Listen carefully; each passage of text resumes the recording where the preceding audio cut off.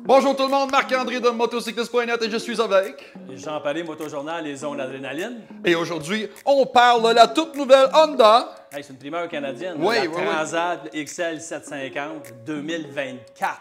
Ça fait depuis 1986, je l'attends celle-là.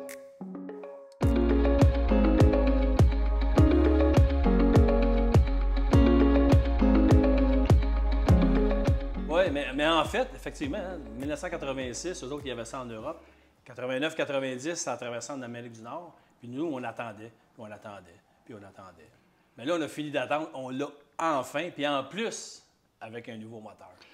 Oui, oui, le fameux nouveau moteur. Ça, c'est quelque chose que... Premièrement, c'est un moteur qui est offert dans des nouvelles plateformes. C'est comme la Honda Hornet, qui est encore disponible exclusivement en Europe pour le moment. C'est un bicylindre, 755 cc pour être plus précis. On parle, je me souviens plus les HP de tabarnouche. 92, ben 91 pour Oui, 91. Non, mais il y a quand même pas mal de chevaux. On est quand même là, dans la classe comme moyenne au niveau de ces motos-là. Puis 92 chevaux, c'est quand même pas mal. C'est bon. Puis si on calcule sa compétition, on va parler de la V-Strom 800, on va parler de la Ibex 800 chez CF Moto. Dans ce genre-là, parce que là, on peut aller voir aussi chez KTM et toutes ces choses-là. Mais ça, c'est des modes... Même du Scalzi aussi, de Zurdick, je trouvais qu'il y avait quand même quelque chose. C'est sûr qu'au niveau du prix, on est complètement aux opposés. Ben, il demande 10 000 de plus. Là. Tu peux acheter 2 pour 1. Quasiment. Là. Mais tu sais, on est quand même dans ces catégories-là. Là. Donc, on en parlait justement quand on a fait la Ibex ensemble, puis la V-Strom. La catégorie, elle commence à se remplir solide. Il y a du monde à la messe. Tout le monde y va là, dans le côté aventure parce que, bon, on la présente comme une aventurière. Oui, c'est une aventure d'asphalte. Oui, bien, je te dirais, moi, j'ai passé une journée à faire vraiment de la trail avec. Ouais. Donc, tu sais, d'un feuille, bois, tronc d'arbre, de la boue, sable. Puis une chose est sûre, on n'est pas chaussé pour ça, mais pas du tout. On m'a dit, j'ai travaillé, j'ai rushé, mais ça m'a permis d'apprécier le mode moteur gravel. Ouais, je ne sais pas si tu l'as essayé. Oui. On m'a dit une chose, il travaille très, très bien. Il diminue la puissance du moteur, débarre la roue dans l'arrière. On pouvait faire danser la moto comme il faut, surtout dans le sable. Elle dansait peut-être des fois un peu trop, en fait. Là. Mais elle se comporte super bien. Elle n'est pas lourde. Moi, j'ai adoré son agilité. Oui, c'est ça. Puis, tu sais, normalement, un produit Honda, c'est quelque chose qui a été léché, ça a été peaufiné. Souvent, c'est peut-être un petit peu trop léché. C'est pas edgy. Tu sais, c'est pas... ce que j'aime de elle, c'est qu'on dirait qu'ils sont en train de perdre ce côté-là un petit peu trop léché. Puis, premièrement, juste au niveau des performances moteurs, puis en même temps, au niveau... puis là, tu vas dire, Marc-André, tu es tombé en bas de ta chaise. Le système de gestion électronique... Enfin, merci Honda. Il est-tu facile, hein? Oui, oui. Tu sais, autant c'était un peu un capharnaüm au niveau de l'Africa Twin. Là, on arrive à quelque chose, il y a un bouton mode. Clic, clic, clic, switch les modes. Tu peux jouer avec, tu as 4 modes différents. On a justement gravier, on a sport, on a standard et... Pluie. Oui, le mode pluie. Donc, on a 4 modes. On a un qu'on peut configurer comme on veut. C'est ça, un cinquième, là, un c'est ça. Et c'est pas le cauchemar là-dedans. Fait que ça, c'est un point positif que je voulais vraiment apporter parce que je crois que Honda a entendu. Ils sont venus avec ça et ça fonctionne. Parce que la première chose que j'ai faite quand j'étais avec Jason en train de tourner les séquences sur la route, on a eu une route de gravier. Mais tu sais, du gravier bien compressé et graisseux parce qu'il vient de mouiller. Là. On a testé le mode... la traction, le mode gravier. Et justement, j'ai eu un léger dérapage et vraiment, l'intervention est douce. C'est des points, parce que là, on peut vous dire, les spécifications du moteur, on a des freins, on a des roues, on a ci, on a ça. Mais ça va plus loin que ça avec cette moto-là. C'est parce que tout a été bien léché, mais bien dessiné. Là. Il y a ce petit côté-là que je ne suis pas habitué de retrouver chez Honda. Elle a du caractère. Elle a, puis en même temps, c'est ça, c'est que ta puissance est linéaire. Tu sais, évidemment, c'est un moteur Honda. Donc, tu sais, c'est pas brusque, c'est pas bruyant. Mais le son! Ben oui, puis... Jean, elle a du son! Oui, elle en a un peu, Elle a un beau son, pratiquement un baryton, que je te dis, je suis pas habitué d'entendre ça, de voir ça, de considérer ça chez Honda. C'est-tu parce que c'est Honda Europe? Vraiment bien réussi, là. Oui, puis comme je te dis, moi, c'est capacité hors route.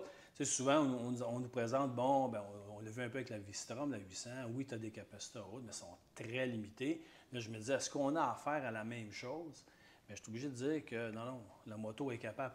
Elle n'arrive pas, par contre, prête pour ça. Là, ça, je ne te le cacherai pas. Je n'ai pas sauté de tronc d'arbre parce que si tu regardes en dessous, c'est directement. J'avais hâte que tu l'apportes. J'en ai sauté des petits, là, mais je roulais avec quelqu'un qui était en enduro. Là, puis, bon, le gros tronc d'arbre, je le contournais. Parce que c'est pas parce que tu n'es pas capable de le faire, mais clairement, les protections ne sont pas là. C'est clair, là, quand on va en dessous, Jason vient voir ça.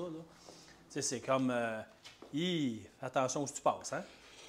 Parce que ça, tu vas accrocher, tu vas briser, donc il faudrait prévoir de la protection. Fait que ça, mais ça, c'est à y penser. Si on pense, si on veut faire beaucoup de hors-route, il faut penser peut-être à faire des ajouts. Comme ça deviendrait important.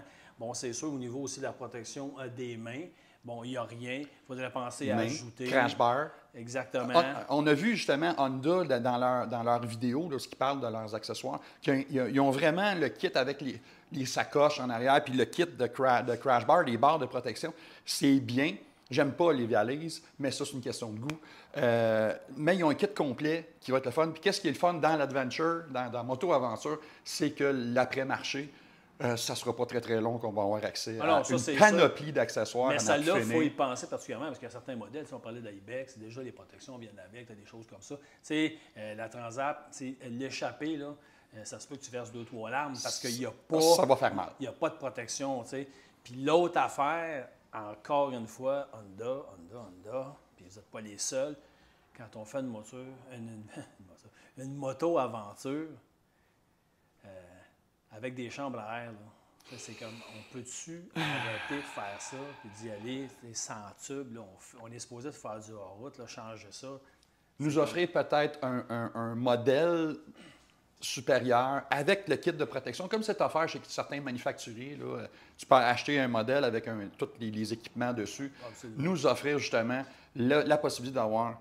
Il n'y a rien de pire que d'arriver en plein milieu de nulle part et d'être obligé de défaire ton bicycle en morceaux à cause que tu as eu une crevaison. Je suis désolé, moi, je préfère mettre une plug. Il y a des gens là, qui disent « Ah, ben non, c'est bien mieux. » Non, c'est pas bien mieux. Non. Faut que ça t'arrive. Puis ça arrive toujours... C'est comme la loi de Murphy. Ça arrive toujours au pire moment.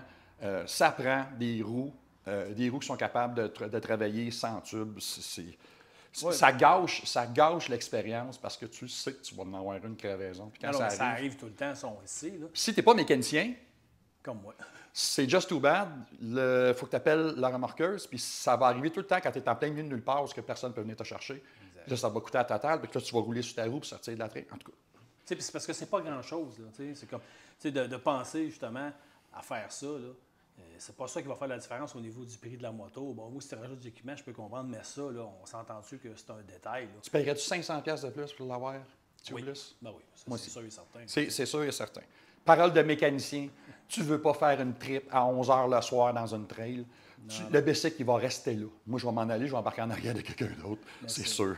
Mais pour le reste, même le comportement routier, j'ai roulé pas mal avec aussi. Puis écoute, c'est du Honda. Hein? Donc, c'est doux, ça porte bien. Puis au niveau aussi de la hauteur, c'est parfait. C'est pas trop haut. Exactement. C'est vraiment... Puis si je ne me trompe pas sur ce modèle-là, je pense qu'on peut...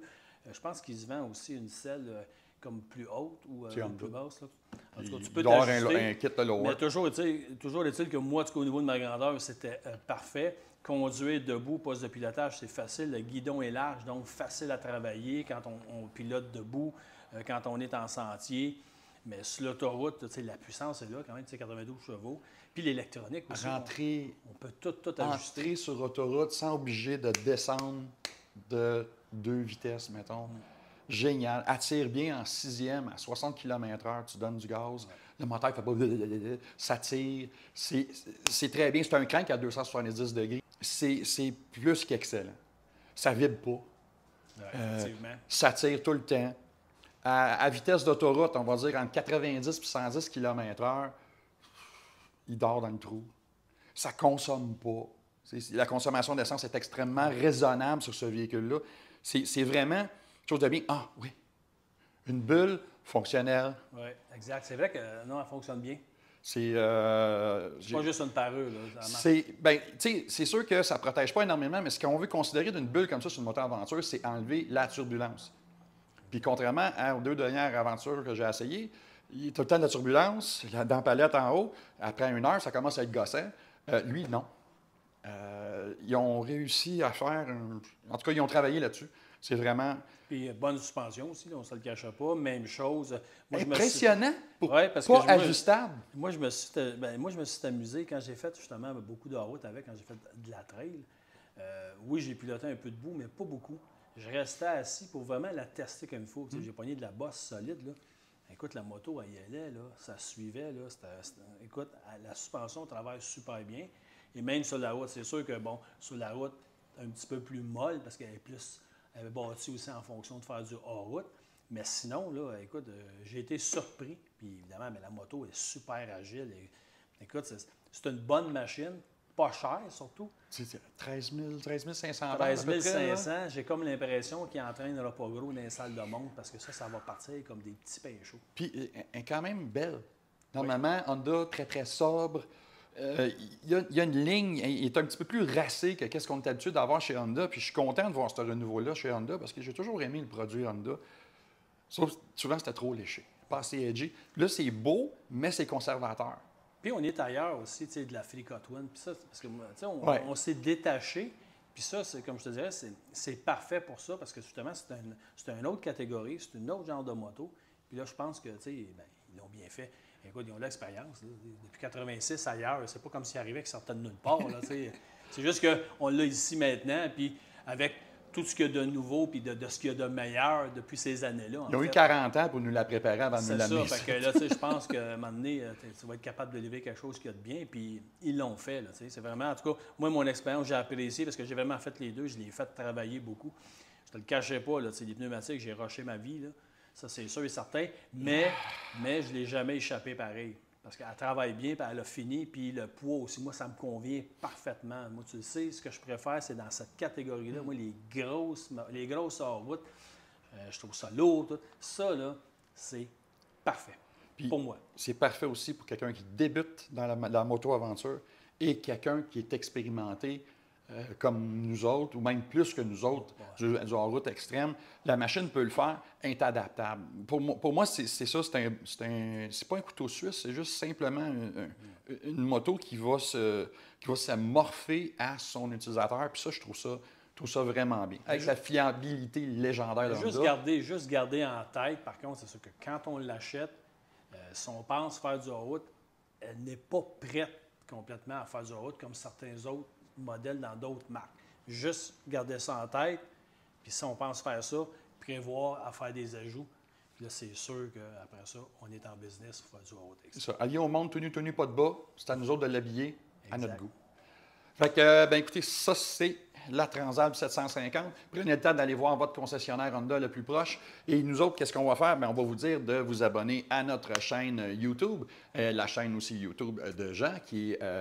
Motojournal Québec. Et nous autres, c'est Moto.